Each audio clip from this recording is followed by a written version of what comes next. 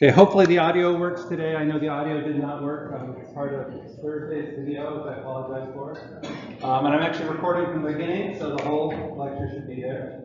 So we are going further with this idea of trustworthy computing. We sort of talked about this trusted platform module and some of the things that it does.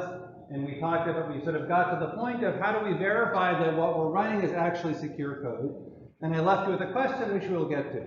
So I want to do a quick recap because I think this is fairly complicated material and it's worth, before we go into it, just to sort of review what it does. Okay, so the hardware we're working with is called a trusted platform module. This can either be a separate chip, it could be built into your processor on its own. It's got a couple of different pieces to it. It's got some storage where it can store things like secret keys. It's got these PCR registers, which are used for storing the hashes of code that you're running. It's got cryptography engines to do both asymmetric and symmetric encryption. And it's got some other sort of functionality in there to sort of do various different things. So the heart of what a TPM does, the key thing that it does, is the idea is that you want to record exactly what bytes of software you have loaded into your system and are executed. So these are stored in these PCR registers. They're platform configuration registers. You can have a bunch of them, and software can control what hashes you put into each of these registers. There's a standard that says, for example, register 0, I think, is a hash of your BIOS. Register 1 is a hash of your bootloader. Registers 2 is a hash of your initial RAM disk, or something like that. So there's standards that say, by default, what is supposed to go into these registers. And each of these contain a SHA-256 digest, plus some metadata. So to use these, you can call TPM extend, which says take a current PCR value and then extend it by hashing in some new data. So you're passing in some data, you want to modify some existing PCR and store the new hash of it. And so the thing to note here is that when you extend a register, when you extend one of these, you're not writing to it. You're incorporating the current value and adding to that current value. And so it sort of records, every time you call this, it incorporates everything you've hashed before into the new hash. So it sort of has a running record of everything you've hashed. And it means that by not being able to erase it, you can't sort of pretend that you hadn't hashed something in earlier or remove it in any way. And so if you didn't like the software you're running on, the hash that you store will always be the wrong value. You can then read these PCR values to see what is actually stored in this register.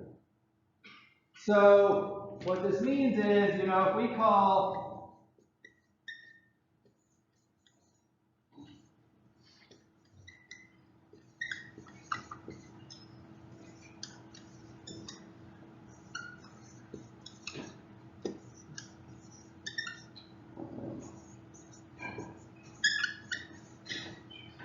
so the way this will work is that on power up, we're going to initialize the system. This will sort of reset things to 0. We can only do this once. And then we are going to start extending it. So the first thing we're going to do is we're going to, the BIOS is going to be loaded, and then it's going to measure itself. And it's going to put a measure of itself into one of the PCRs. The BIOS will then load the master bootloader. I think I have a picture.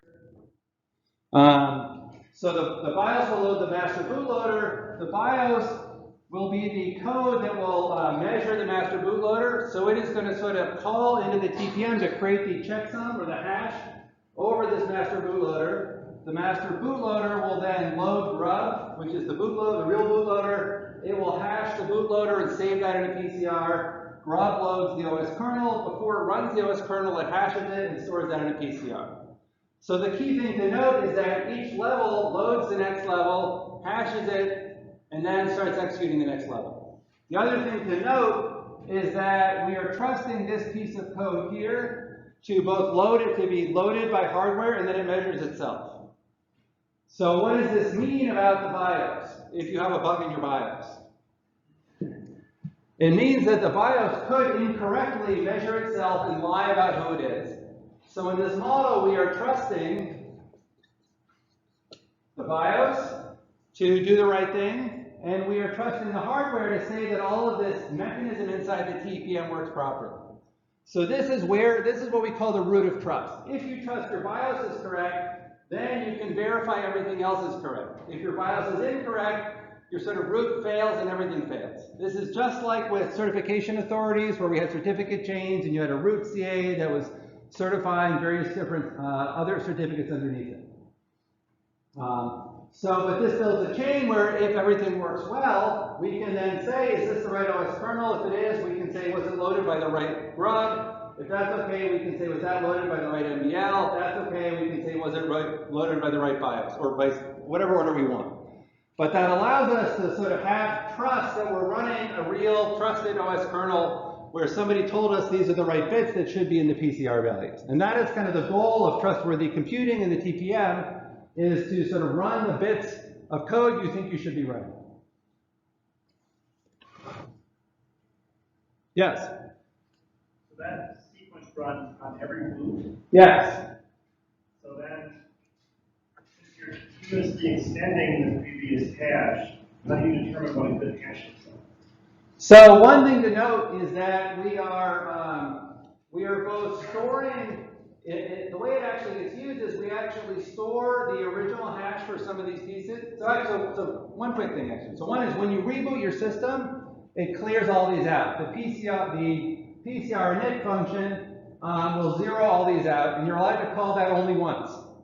At boot time, you can't call it later. And so that means that when you reboot, your memory is cleared out, your register, your processor is cleared out, this is cleared out also.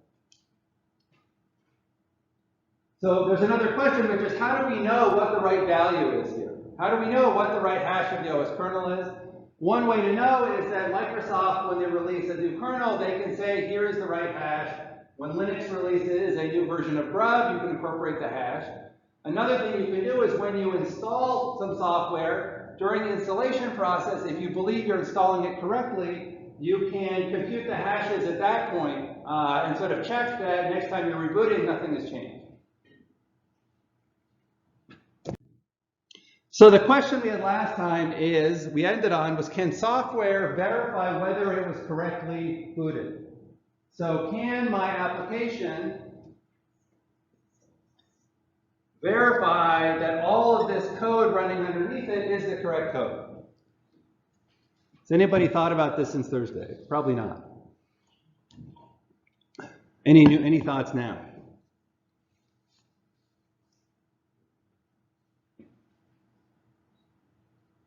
So the application can certainly go and get access and read these PCR values.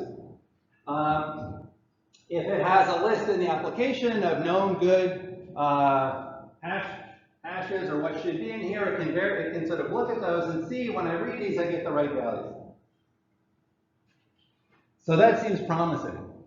The problem is this stupid OS kernel here, right? The OS kernel can interrupt running code at any time. It can change registers in a thread at any time. It can change memory.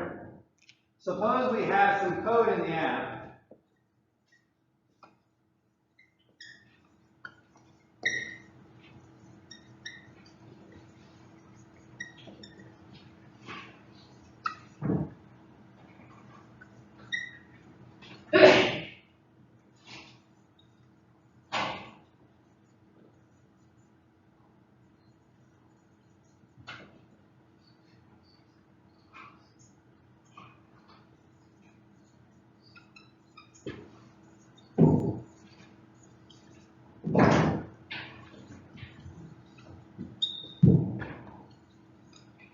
So suppose the application reads the PCR values, it gets something back from the TPM, the operating system immediately traps execution and replaces those values with whatever values it wants, resumes execution, and lets the app keep running. And the app can now see the correct values, but the malicious operating system replaces them with whatever values it wants, not with the real values from the hardware. So the thing to note here is that in this model, you can't really verify for yourself that you're running on top of the right code. Because the code underneath you is more powerful than you are and can interrupt your execution, can change what you see in memory and registers right after you read it, so you can have no confidence that what you're actually checking is the value you got from the hardware.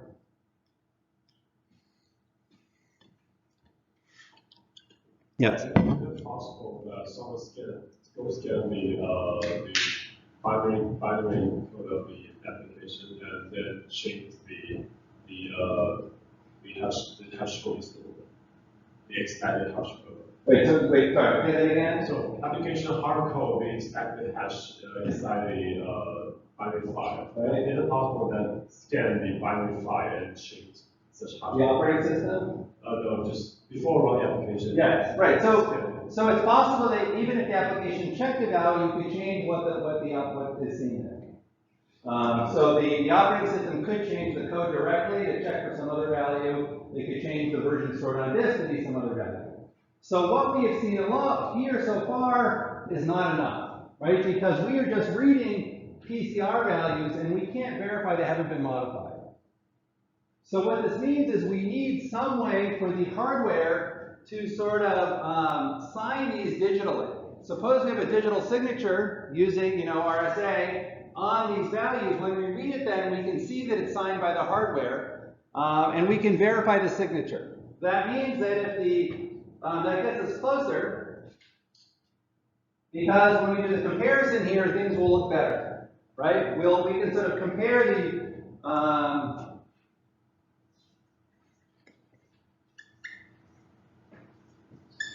we can put the signature somewhere, we can compare the signature, and we can now see what is it the right signature. Does this solve our problem? I see you shaking your head no. Why not? The operating system is still interrupt all that, and the change can. Right, because we can basically interrupt this instruction here, and we can change the result of the comparison to be not equal to be equal. And so when you resume, you think that the signature is correct, even though the signature is wrong, and it doesn't work anymore. So what this says is that we have to sort of think about how we're going to verify this. So we will get in a little while to how we can actually verify the code that's running. Okay. So before we get there, we sort of talked about how you can use this to verify in some unspecified way what code you're running. But another thing you might want to think is how can you take advantage of this architecture while you are running to do something useful. So the key application of this is what is called sealed storage or encrypted storage. And the model we want to have is that we want to have some data that is secret, that only a certain application running on top of a certain operating system, bootloader, and BIOS can decrypt. And that if you change the application in any way or change your operating system in any way, you can't decrypt it anymore. So this is useful for companies like Apple or companies that want to put digital rights management on your music to make sure you can only play the music with their music player and can't play it with anything else. Because they can verify that you're running the right music player that won't let you copy it or something like that. So how does this work? So the first step is we're going to use this step called take ownership, and this allows us to provide a password, which means we now control the TPM and we're the only ones who get to sort of control it. And we're going to create what's called a root storage key. This is an RSA key, public key, private key pair that we're going to store, and we're going to use this to sort of communicate secret keys back and forth for encryption. So typically this is done once by your laptop owner, or the IT department installing your laptop. And we do this because you want, if you have encrypted data, if you have all your data encrypted using the TPM, you don't want someone who takes your laptop to be able to sort of delete the keys, or read the key, or delete the key and delete all your data. So you want some control over how the secrets in there are managed. So another step is you can create additional encryption keys, sort of based on this initial storage root key. And there's a key handle, so you can say I have different keys for different purposes. We've seen this before with TLS. And there's a key handle there. You specify which key to use. You don't ever get to see the secret keys outside the TPM. This is sort of a key feature. The secret keys are embedded in the TPM. They can never be seen from the outside, so they can never be leaked. And so when you want to use one, you say you give the identifier, the handle to the key that you want.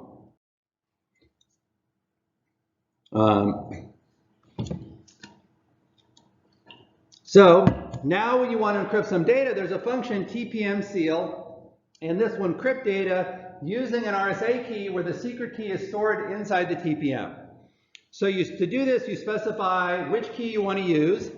You can specify a password if you want to have a password on your key so that you can control who can encrypt data with this.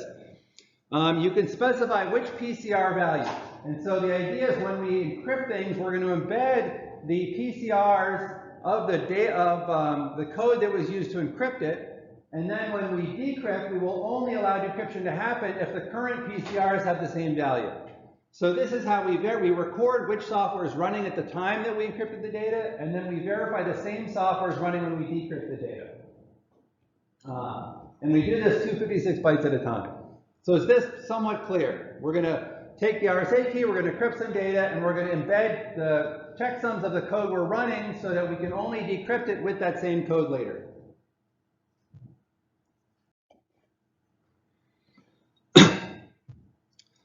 So this does make maintenance a little bit harder. If you update your master boot record, like you get a new hard drive and try to install it, if you update your operating system, it's going to have different bytes. Update your bootloader, it'll have different bytes. You can't decrypt your data anymore. So this means you have to be a little bit more careful when you apply patches to your system. So how might you use this? So you might use this, for example, in a web server where it's got a TLS key that it's using, the secret key it's using for authentication. And we want to make sure that if you're running a hacked version of the software, this key is not revealed to anybody. So we can do that by starting up the web server, creating the key pair, and then sealing it with the PCR values of the operating system and that version of Apache. So this means if anybody modifies that code and you restart the system, it will fail to decrypt that key if the code's been modified in any way. So this means that somebody can't sort of hack into your system, change the files on your disk, replace Apache with some rogue version that will then leak keys or do the wrong thing later. So this protects against starting the wrong software because you have to have start the right software to get access to the data. So this is commonly used in laptops. So Microsoft has a BitLocker encryption mechanism in Windows. And it basically does sort of the exact same mechanism. It creates measurements of your bootloader and your boot sector and what's on disk. And it will sort of seal all the information, create a key that sort of includes all of these PCRs of all the different sort of boot level code in your system to verify that it's correct. So one thing to note is, you have a problem that if something changes, your disk gets corrupted, you might not be able to, there's sort of no way to recover at that point. So one of the things that BitLocker does is there is a recovery key that you can use to sort of pass in and get access to the decryption key to decrypt all your data. So it's sort of a back door that BitLocker gives you to work around the protection that TPM gives you if something goes wrong. So you can put this on a USB key, you can write it on paper, you can type it in during boot to access your data. And if you're changing your system, you have to have the key to do this to basically generate, sort of re-encrypt everything using the new hash values of the new code on your system. So what we're saying is, if we can't verify the software is correct, we're going to verify that the user has some secret, and only the user, that we assume the user who knows that secret is trusted to sort of validate that the new software we're running is correct. So any questions on the basic idea here?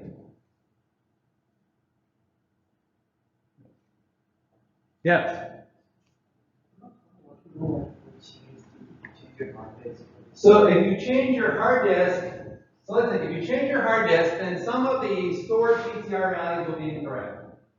So what that means is when you change your hard disk, you will need to update the sealed secrets inside the TPM to reflect your new hard disk. And so the way that BitLocker handles this is that it doesn't sort of directly store the secret that is used to encrypt all your data inside the TPM because you can't get it out. What it does is it stores your password, some recovery key inside the TPM, and then it uses that recovery key to sort of encrypt the key that actually encrypts your data. So when you want to recover things, You provide your password to the TPM verifies your password, and will then decrypt the blob that has the key to encrypt your data. You can then re-encrypt your data, create new secrets that are sealed by the TPM with new PCR values that control how this sort of data encryption secret is stored. So we're basically adding a layer of indirection so that the TPM is used to seal the key that's used to encrypt the data. The TPM sealing is not used to encrypt the data directly. So we don't, if you change your hard, we don't have to go through your whole hard disk, read in a terabyte of data, re-encrypt it, and write it back out again.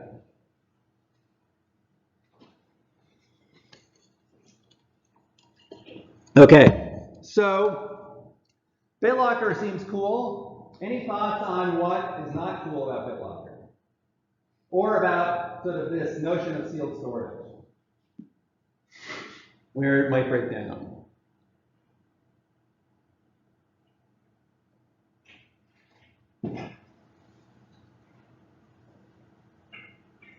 So think about back to homework 1, you wrote some code that would exploit a buffer overflow in a program, and you could sort of take over that program and do things.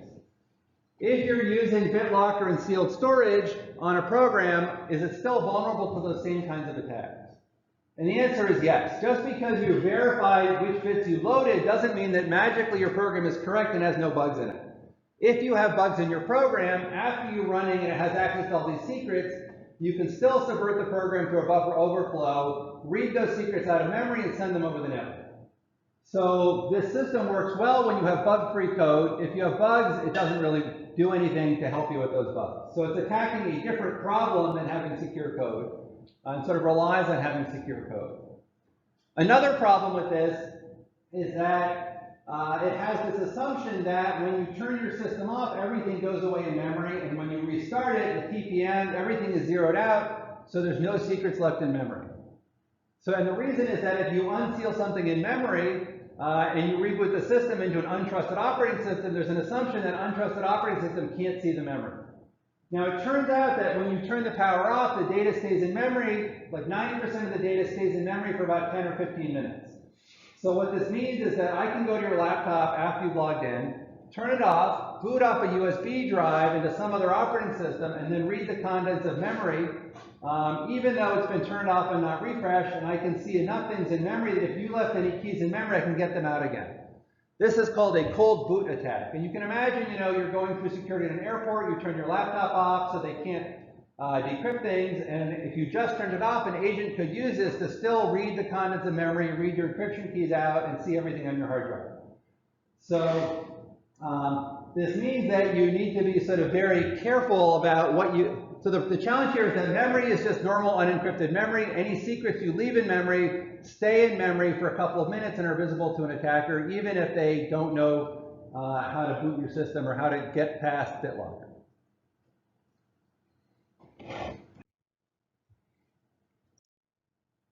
Okay, so there's another variation of this. The variation that we just talked about was called a static root of trust because we are sort of measuring things during the boot process. We're measuring your BIOS, your bootloader, everything else. And this is has some problems in that it's sort of inflexible, and we have to trust the BIOS because the BIOS measures itself. So Intel later introduced something called late launch or dynamic root of trust. And the idea here is that you can just boot your normal operating system, and at any time you can switch into TPM mode. So when you switch into TPM mode, you load some special code in memory, and you provide a certificate that has a signature over that code that says it's the code you want, and then you tell the hardware with this enter instruction, verify this code that I'm about to jump to is the correct code with this correct hash, do a measurement of it, store that measurement in PCR 17, and then start executing it. So this allows us to basically reset the processor while we're running, load some verified code that the hardware has verified in this case. So we don't have to trust this code is correct the way we did with BIOS because the hardware is actually measuring and checking the signature on this first piece of code. And then we can use that first piece of code, the secure loader, to bootstrap everything else. And so this lets us, one, it sort of means that we're not trusting any software at all We are verifying signatures on all pieces of software, and we can sort of use this for smaller pieces of code. We don't need to boot the whole operating system. We could have just a small piece of code that we run this way, that we switch back and forth to, instead of having to run our whole system this way. So it gives us some more flexibility. But we are still sort of, the processor is still either in this mode using the TPM or not using it. So it's sort of a very coarse-grained mechanism. Yes? So is the operating system not able to run while this system is happening? So once you switch to the secure code, you're basically suspending the operating system while you're running the secure code. So you're absolutely right. We will talk later about a mechanism that allows you to switch back and forth, which this one does not provide. And the reason is that the secure code, all of the data that it's using is in memory clear text. And so if you ever ran the operating system, it could read all of memory and see any secrets that you had. Okay, so now we get to the good stuff. The question I asked you over the weekend, how do we actually verify things? And this is called attestation. So really the way this is mostly used is you try to prove to some remote party on a different machine that you're running correctly. Remember, the problem we had in this model is that we were trying to verify the same machine, and the challenge was that lower levels of operating system on this machine could subvert our verification. We solved that by doing the verification step someplace else. So as I mentioned before, applications of this, you know, a banking client where the bank wants to make sure you're running the right code and there's not sort of a malicious bank client that will surreptitiously transfer money to an account. Enterprises might want to do this. They might want to only let you connect to the network behind the firewall if you're running the right code, if they can verify what code you're running on your system. Okay. So the basis for this is to sort of use cryptography and hashing and signatures to be able to prove what code is running. So remember, there is a private key that is baked into the TPM by the vendor. When they create a TPM, they create a public key, private key pair, secret key pair, and there's this secret encryption key that is stored inside the TPM. There is also a certificate that comes with your processor somehow that is the corresponding public key for the secret key, and it is signed by the vendor. So in this case, Intel has some certificate authority that creates the certificate for you and signs the certificate so that anybody who sees the certificate can verify that this is indeed a public key that was generated by Intel and should be trusted. So that is going to be our root of trust. We're going to all trust Intel builds good processors for this mechanism to work. So the next step is we're going to build another key, and the idea of this encryption key is very special because if it ever leaks or gets broken, it turns out the entire TPM ecosystem across the world breaks down. It's a complete catastrophe. So instead of doing that, we're going to create a separate attestation identity key that we're going to use that can be replaced or revoked later. And the private key for this will be only known to the TPM, and the public key, there'll be a certificate saying that this is the public key corresponding to this private key that will be signed with the certificate that'll sort of can be trusted if the certificate for the encryption key is valid. So we have some keys that we're going to use. And the way we're going to do attestation is that we are going to effectively sign the PCR values using this TPM quote API. So it's we're going to say which key we want to encrypt with. Again, we have multiple keys for different purposes. We might have a password that says who can use this key. We're going to have a list of which PCRs we want to attest to, right? Because again, different people might want to verify different pieces of the software. So you can choose which of these you want to attest to. And then we can put additional data in here. So for example, we can include a public key if we want to say this is the public key that is in use inside of this by the secure code. And all of this is signed by the secret key for this AIK key that is known only to the TPM. So this means that we now have a piece of code here, sort of a piece of data here that lists the checksums, the hashes of what code is running when it was generated, and it's signed by the TPM effectively. So anybody who can verify this can sort of verify what code is actually running because they can see the PCR values, and so that they verify these, they know it's the right code. So this is going to be the basis for attestation. It's a signed document of what code is running. So a remote server starts this process by sending a challenge. We're going to use a challenge here because we want to make sure we're getting sort of an up-to-date response. We don't want somebody to do a replay attack. The application will generate the public key private key pair because it wants to use this for later communication. It's going to call TPM quote with this list of PCRs and the challenge and the public key. It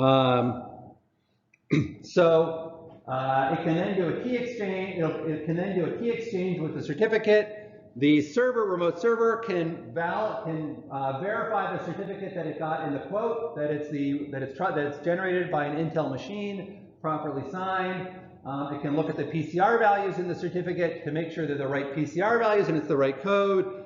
And at that point, it can start up SSL using this key, the public key that was put into the quote for communication with the remote server. So in this way, we have this nice property that the remote server can verify that the code it's running was booted in a certain environment, running the right bits of software, and that the key that it's sending could only be decrypted if that code is actually running. So this lets us do remote attestation. Does this make some sense? So it looks a lot like normal TLS. The difference is what goes in the certificate. In this case, from the client is not going to be a domain name. It's going to be a list of PCR values. So what this sort of says is your identity here is the code that you're running. Instead of your identity being www.google.com or Mike Swift, in this case, your identity is the hashes of whatever code you're running on your system. And the server, when it authenticates you, verifies those hashes are correct instead of verifying that your name is correct.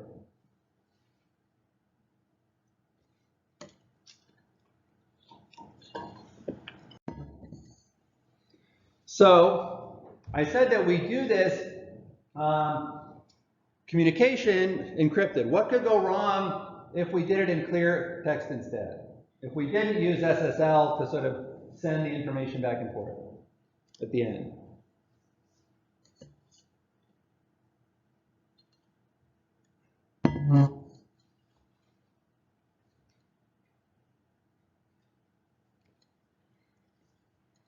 So the thing that can go wrong is that you can do the whole step where you show your certificate, but then you can reboot your system right after that and record the keys that are going to be used for TLS and use those. So by encrypting it, what we guarantee is that the keys that are used for encryption can only be known to attested software, and that they can only get access to the decryption key if they're running the right software. So even if you reboot, you can't get access to those keys that are actually being used for encryption back and forth.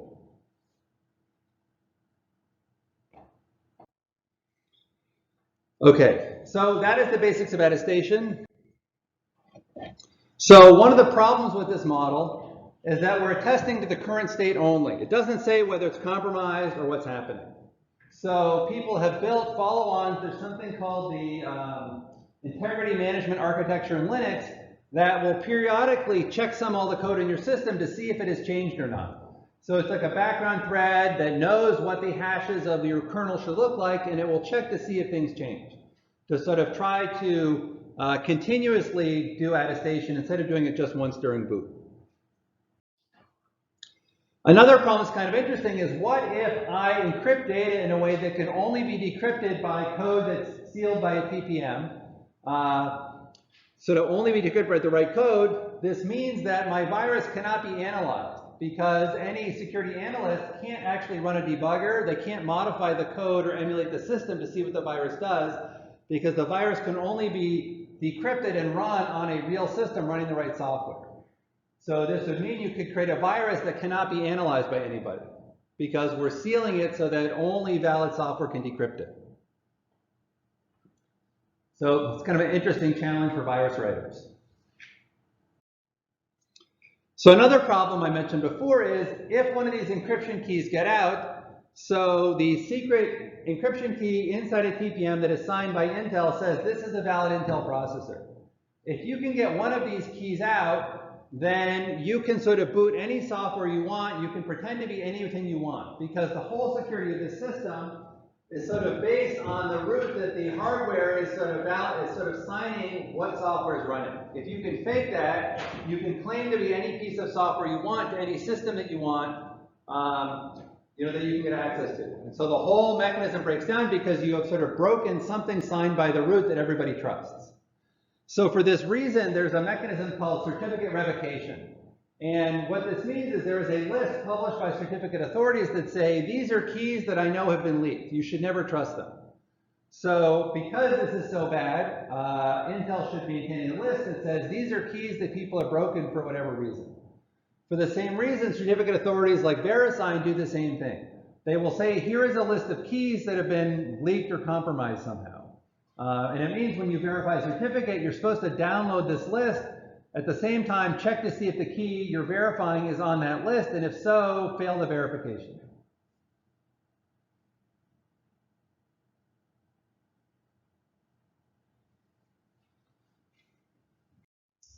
So the takeaway from here is that TPM is a good step forward. It provides something better than what you had before. It's not perfect. I think you've seen by now that no security mechanism is perfect. They all have problems. But it does do a decent job of letting you control or verify what software is running. And it does have a decent amount of use out there. The challenges of how you manage people patching their systems, that is a problem that you need to sort of potentially re-encrypt things, or that your system or data might not be accessible after you patch your code, does raise some problems. So they're not used by everybody, but they're widely used. So any questions before we move on to SGX, which is Intel's latest solution to this problem?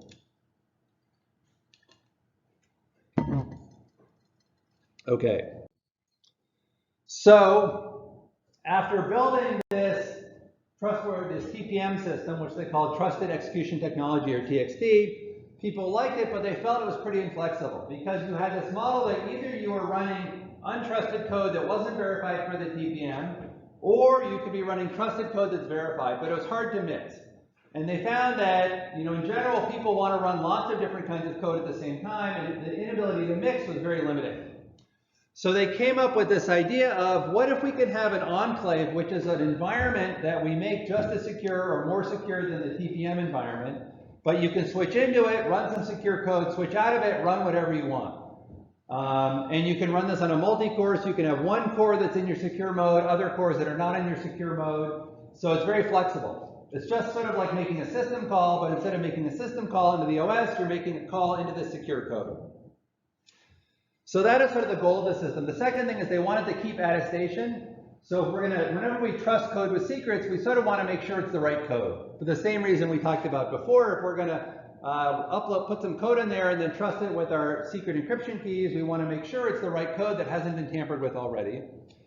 And then the final thing that is kind of new is they wanted to really reduce the trusted computing base. They said, we really don't want to trust, we want to just only trust the hardware and nothing else. We don't want to have to trust the operating system. We don't want to trust any virtual machine monitor or hypervisor you're running. So this is interesting because normally the operating system can do things like preempt your process and context switch you to someone else. It can swap your memory, your data from memory to disk and back and forth.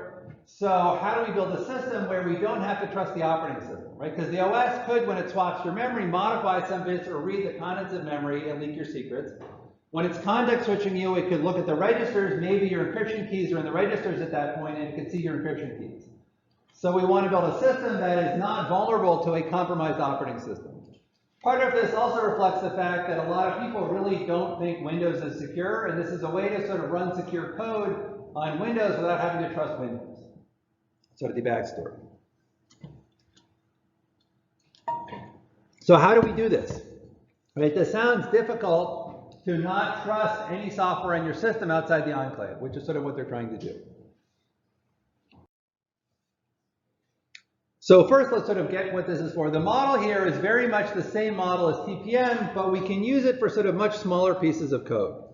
So for example, in the web server case, we don't have to say the entire software stack is trusted. We might just want to say that the code that does the certificate verification or decryption in TLS runs in an enclave, because that's the code that actually accesses the keys. So you can take your application and move just the piece that deals with your secret encryption keys into an enclave. What this means is that if you're running your code in the cloud, for example, even employees at Amazon or Microsoft can't get access, even if they break into the physical machine, they can't get access to your secret encryption keys and your data. So this gives you sort of more security when you're outsourcing code to be running in a virtual machine someplace else. The other thing you can do is, if you're worried that your system is compromised, somebody has put a virus on your system, you can put some of your antivirus technology code into an enclave, which means that the things that it's doing are not visible to the outside. So for example, the signatures it's using to detect viruses that virus writers would like to know so they know what to evade could be put in an enclave so they're not readable by anybody else. So this gives you the ability to, again, separate code so that it's totally isolated and the data and what it's doing is invisible to everybody else on the system.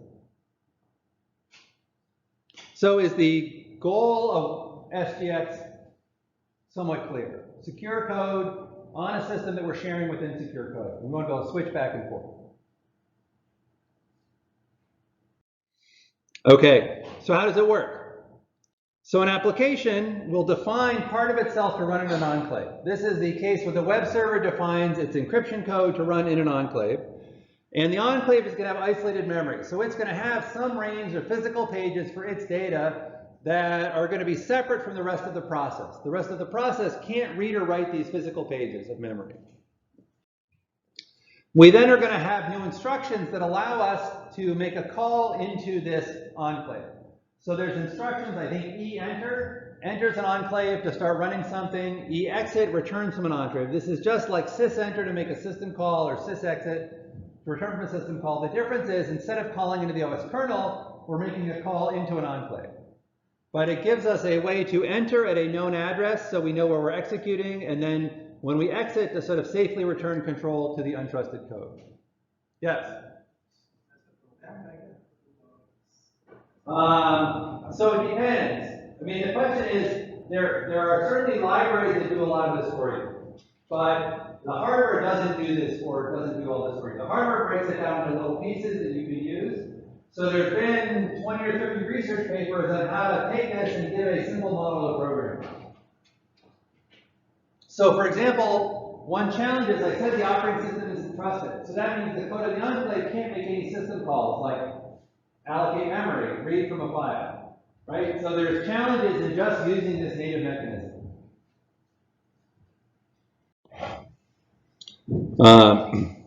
So the thing to note is that the data in the enclave is only accessible when you're actually running the code in the enclave. When you're outside of the enclave, that code isn't, you can't execute that code and you cannot read that data or write that data.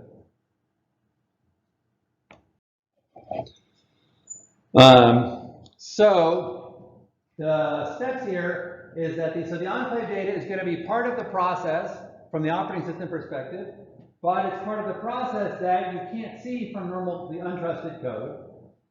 When you load the code, we're going to measure it the same way we did with Attestation. So when you load code in an enclave, we measure it, which means before actually executing the code, we can verify it's the right code we expect to be executing. And the operations of what's going on is there, everything that it's doing is sort of locked inside the CPU. So there is no data leaking outside of the actual physical processor chip. So anything that leaves the processor chip has to be encrypted in some way. Because once it leaves the chip, it's visible to an I/O device like a network card or a hard disk, or it's visible to the operating system. But inside the chip, the processor has control over data and can keep it private. So one thing to note is we have to deal with, how are we going to handle context switching? Right? Just because we have secure code doesn't mean that we trust it not to go into an infinite loop and deadlock our system. So we want to be able to do context switching of secure code. We also don't necessarily trust it to use all our physical memory. So we want to be able to page data in an enclave in and out of the system. But at the same time, we don't want to leak any information. So this is sort of a challenge of giving the OS full control over hardware resources while concealing the actual contents of what's in those resources at the same time. So the final thing to note is when we load an enclave, we're initially loading it with data that is known to the untrusted code. So when we load the code in there, there's some code we first put in that is visible to the untrusted part. Whatever data we put in to start comes from the untrusted piece, so it's not secret.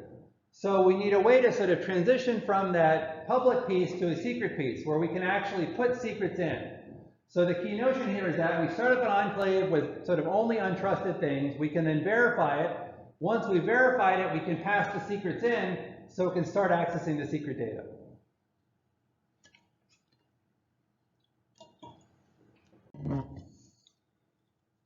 So as I said before, the logical approach here is to have a security primitive around an enclave. So the data, when the data is inside the processor in a cache or in registers, it's unencrypted. When the data leaves the processor, for example, being written out to memory, the processor will encrypt the data so that any data in memory is now encrypted. This solves the cold boot attack because when you turn your power off and on again, your data is still encrypted. It also prevents data from being read by the operating system because when it's in memory and you're trying to swap it out, it's all encrypted. When another process is running that's untrusted and reads from memory, it reads it either tries to read data in the cache, which is blocked by the SGX hardware, or it reads from memory where it's encrypted and it can't see it. Furthermore, whenever you take a trap, the register values are encrypted before you trap so that the operating system can't see what was in those registers. When you return from that trap, the hardware will decrypt the registers and load them again. So there's one challenge here is that if you try to access some data that was swapped out, we need to leak what address was accessed. So what happens is that the addresses that you're trapping on are revealed, but the instructions you're executing the register contents are not. Yes? If it is like symmetric encryption where the keys stored, or like if it's other software. So we will get to that next, but there is the hardware has space to store all the keys for encrypting memory on the processor itself. But that actually raises a huge challenge, which we will see shortly. But it's an excellent question. So some of the benefits of this. Oh, yes? Does this just depend on the processor being so hard to actually analyze from a third-party perspective that it's kind of just obfuscation? So it's not really obfuscation. The thing is, the hardware, the processor is a package with like 7 layers. And so, I mean, it's not just obfuscation, but it is really very difficult to get anything outside from inside. So you could sort of say this means that to be able to attack this, you need to be like a government with a $100 million scanning tunneling microscope. So it sort of significantly raises the bar, we could say. So some of the nice things is the original TPM design was a second chip that you had to communicate with. Here we build this into the processor, so we have sort of one piece of trusted hardware, which is just the processor, instead of having 2. It also means that if the processor is trusted, we can actually use the full features of the processor for sort of security purposes. The TPM had very limited functionality of doing this quoting and attestation and signing and sealing. Here we can do anything the processor can do, which is a much more powerful platform. So the key takeaway here is everything inside the processor is protected by the processor, or in registers protected by the processor. When things go to memory, they're all encrypted so that they can't be leaked outside the enclave. So that's how we maintain isolation of the enclave. So here's sort of the execution flow of how you actually create an enclave. So you'll have some sensitive application. You need to enclavize the pieces of it that are security relevant. So you define a partition of what is untrusted and what is trusted. The application runs. It will then allocate some memory for the trusted enclave. It will then create the enclave, which is step 2. It'll then it'll then make the call, the instruction to call into the trusted enclave code. The enclave code can see everything in the process. It can see all the untrusted data. It can also see the trusted data that is secure. So it can access that secret data as well. And when it's done, it'll return back to the untrusted code. And then the application continues. So this looks a lot like a system call, right? Because the system call has the same properties from step 3, 4, 5, and 6 when you call into the OS. that has it, OS has its own data. Here we're saying as an application, you can provide that same sort of trusted data that's only accessible to trusted code, but in this case, it's trusted, it's sort of secured against the whole operating system and everybody else, not just other user mode processes. So this model hopefully is clear. So to create an enclave, of course, there are new instructions. So you can create an enclave. So an enclave is going to be a structure that's stored in memory somewhere. We can add pages into the enclave. So when we have some data and we want to sort of make our enclave be some particular size, we add the pages. When we add data, we're going to measure the enclave so we know what was put in there. So we need to extend the hash of the enclave just like the PCR hashes we saw before. And then once it's all running, our data and code are in there to start running, we can call einit, which will sort of verify that the contents of the enclave are the right contents before marking is initialized. So this step will sort of say you put the right data in, we verified all the hashes against the certificate to say this is the data you wanted to run. Your enclave is now guaranteed to have the exact correct contents for you to start running. And then finally, you can start calling into it once it's initialized.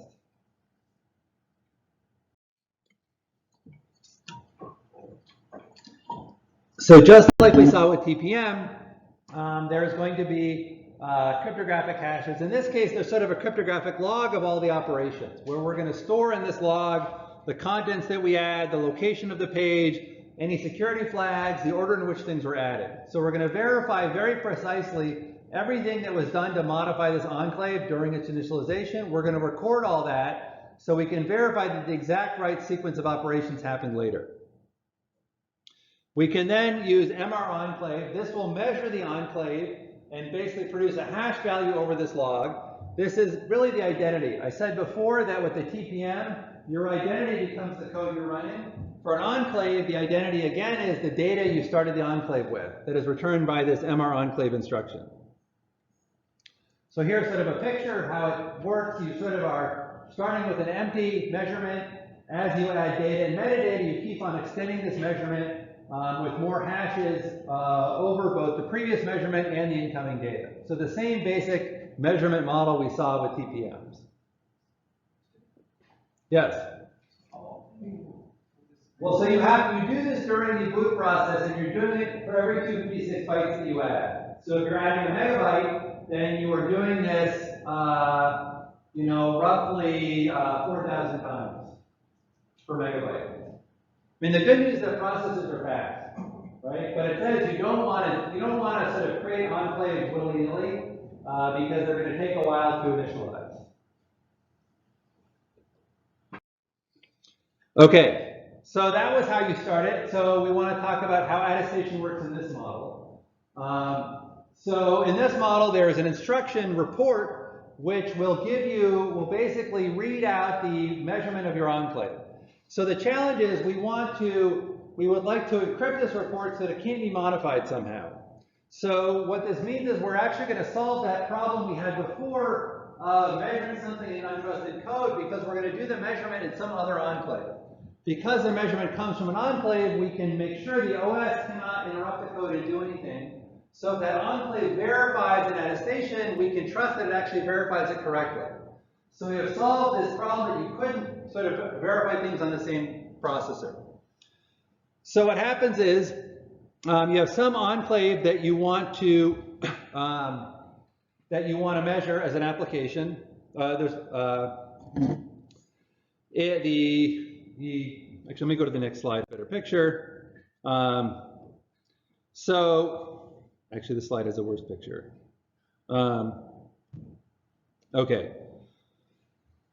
So what's going to happen is we are going to do a measurement in an enclave, and the hardware is we're going to tell it this is the enclave we're being measured from. So the hardware in the enclave you're doing the measurement of, which is the target enclave, is going to encrypt that report with the key of the measurement the enclave doing that it wants to attest itself to. So if I want to measure you, I'm going to tell you, give me a measurement of yourself. You're going to do the measurement, and the hardware will encrypt it with my key. You can then pass it to me. I can then call eGetKey and decrypt that enclave. They decrypt that report and verify it. And because the hardware encrypts it with a key that I know, I can be sure that it's the right report from an enclave. And because I do the verification in an enclave myself, I know that I'm running the correct verification code. So that sort of is how that's how we verify the report itself. So we rely on the hardware to sign it the same way we saw before, but we do the verification in enclave so we can sort of verify that signature in a secure way, which we couldn't do previously. So, questions on that piece? A little confusing, but sort of the basic idea is what's important. So, the next piece here is we said that when you boot up an enclave, you're booting it up without secrets. How do you get secrets into it? So the way you get a secret into it is, of course, you have to encrypt it somehow. So what we will do is when you boot an enclave, we will generate a public key and a secret key pair, and we will send the public key with the report of what the hardware is doing to some other enclave. Intel has this, what's called a quoting enclave. This is an enclave provided by Intel where you're sort of trusting their code. This is software here. Intel's code will then create a certificate where it decrypts the report, verifies it's created by hardware. It will create a certificate signed by Intel's quoting enclave binding the public key to the report. So this is now a certificate we can use for setting up a TLS, for setting up TLS and communicating.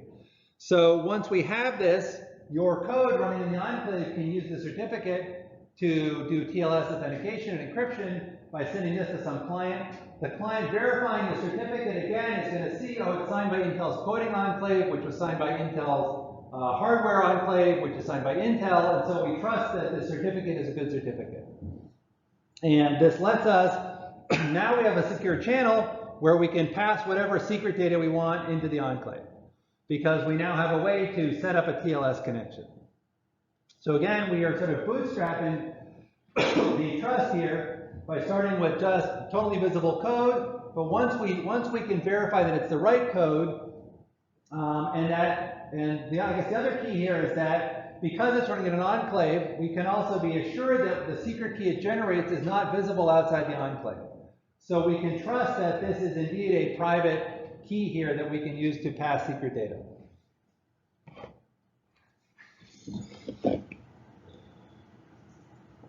Right, so this is just sort of doing the verification at the end. So the remote node here can verify the report, has the right measurement of the code, so it's passing it to the right code, and then it can use this public key that it gets to encrypt data or send a TLS connection. Yes? So the quoting thing is really just software. The idea is that you want a certificate for communicating remotely. Generating a certificate in hardware is complicated.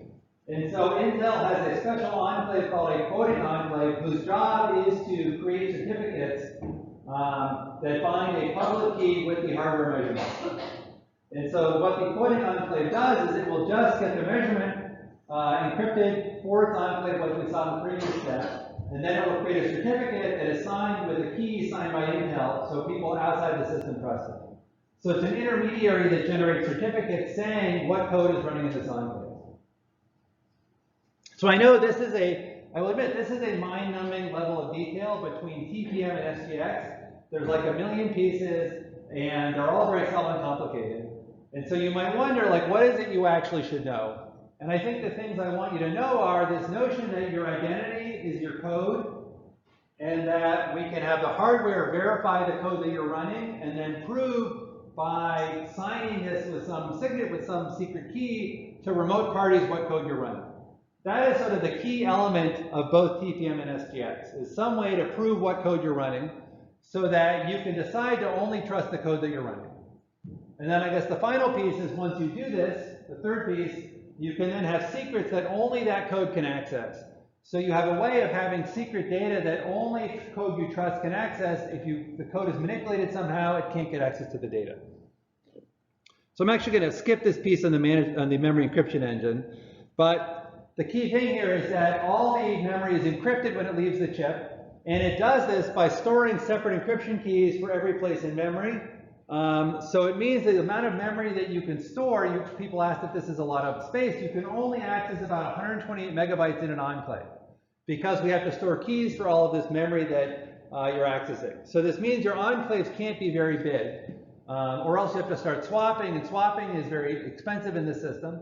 So you can only sort of run small pieces of code in an enclave.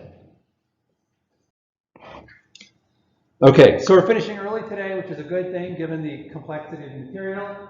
So takeaway, SGX is a pretty cool technology because it allows you to run on somebody else's machine, run your code with your secret data, and nobody else, even with physical access to the machine, can see your code or data. So if you want to upload things and run them on your enemy's servers, this technology lets you do that because they cannot see at all what you're doing. It's a flawed technology in that there's lots of limitations, like the amount of memory is small, that if you do have any page faults, the addresses, the page faults are leaked, which can leak information about what you're doing. But it is still a huge step forward in terms of how do we securely run code on a platform. So any final questions? No. Okay, great. So on Thursday, we're going to have a guest lecture from Mark Hill on the Spectre meltdown bugs, which sort of says why all this is great, but it actually doesn't protect your data very well. It can help, but it's not sufficient.